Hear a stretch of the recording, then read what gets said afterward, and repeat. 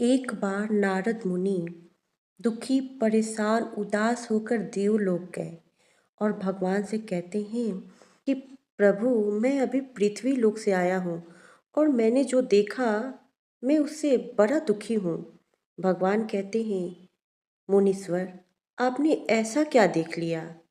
तो नारद मुनि कहते हैं, प्रभु आप तो अंतर्यामी हैं, आपसे तो कुछ भी नहीं छुपा, फिर भी आप लीला कर रहे हैं, तो मैं आपको बताता हूँ। नारद मुनि भगवान से कहते हैं कि प्रभु, अब पृथ्वी पे आपका प्रभाव नहीं रहा। मैं अभी अभी पृथ्वी लोक से होके आया हूँ और मैंने जो देखा मैं उससे बड़ा दुखी हूँ। भगवान कहते हैं, मुनिवर, आपने ऐसा क्या देख लिया? तो नारद मुनि कहते हैं, प्रभु आप तो अंतर्यामी हैं, आप तो सब जानते हैं, फिर भी आप लीला कर रहे हैं, फिर भी आप पूछ रहे हैं। तो मैं आपको बताता हूँ। अभी जब मैं पृथ्वी लोक पे गया तो मैंने देखा कि एक गाय दलदल में फंसी हुई थी। वहाँ से एक हट्टा कट्टा नौजवान व्यक्ति जा रहा था। वो उस गाय के को बचाने की जगह, उस गाय को दलदल से निकालने की जगह उसके ऊपर पैर रखकर और आगे बढ़ गया। वो एक चोर था और जैसे ही वो आगे जाता है तो उसे सोने के सिक्के मिलते हैं और वो खुश हो जाता है और चला जाता है। इतना ही नहीं प्रभु, मैंने क्या देखा कि वहाँ से उसके बाद एक बुजुर्ग ब्राह्मण जा रहे थे। वो बुजुर्ग ब्राह्मण जब जा रहे थे, उन्होंने गाय को देखा जब दलदल में, तो पूरी शक्ति से उस गाय को निकालने का प्रयास करने लगे और प्रयास करते करते वो आखिरकार उस गाय को बाहर निकाल देते हैं। अपनी पूरी शक्ति लगाकर उन्होंने गाय को बचाया। फिर क्या, उसके बाद जब वो आगे जाते हैं तो कुछ दूर जाने के बाद वो एक गड्ढे में गिर गए और उनकी हड्डी टूट गई। बताइए प्रभु, ये कैसा न्याय है? जिसने पुण्य किया उसके साथ ऐसा हुआ और जिसने पाप किया उसके साथ क्या हुआ?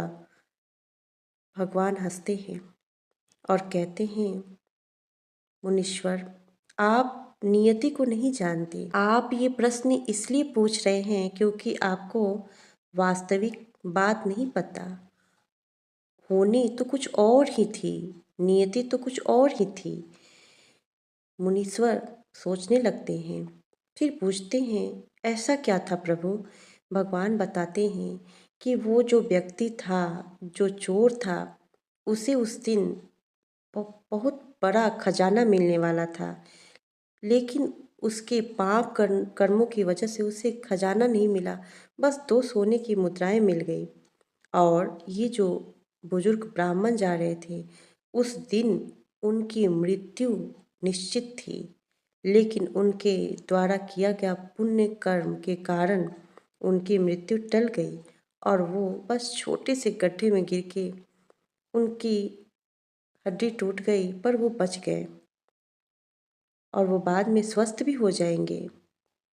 ये सुनकर नारद मुनि कहते हैं, नारायण नारायण प्रभु, आपकी लीला अपरंपार है, आपका न्याय सर्वोपरि है। इस कथा से ये शिक्षा मिलती है कि कई बार जीवन में हम सब भी धर्म करते हुए, पुण्य का काम करते हुए, पुण्य कर्म करते हुए, जब हमारे जीवन में कुछ बुरा घटित होता है तो हम यही सोचते हैं कि हम इतना पुण्य का काम कर रहे हैं तो हमारे साथ ऐसा क्यों हो रहा है। कई बार हम किसी संत को भी देखते हैं, सज्जन व्यक्ति को भी देखते हैं कि वो इतना धर्म का काम करते हैं, फिर भी उनके जीवन में कुछ बुरा घटित होता है, तो हमें संशय होता है कि ऐसा क्यों हो रहा है। मित्रों, वैसे तो सत्कर्म करने वालों के साथ कभी बुरा होता नहीं है और कभी कभी हमें जब संशय होता है, हम जब देखते हैं तो हमारी छोटी सी बुद्धि, तो हम जो सोच लेते हैं कि शायद वो सत्कर्म कर रहे हैं तो उनके साथ बुरा हो रहा है, ऐसा नहीं है।